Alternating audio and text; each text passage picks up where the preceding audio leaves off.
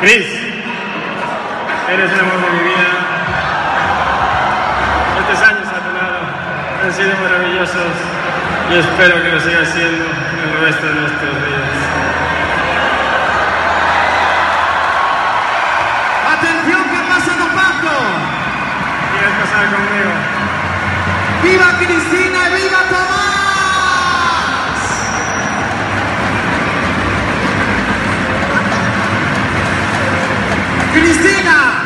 Cristina, dinos, es un sí. Sí, sí quiero.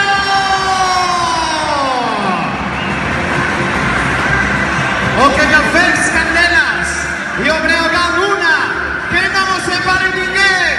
Fuerte aplauso para ese briomanista, futuro matrimonio, Tomás y Cristina.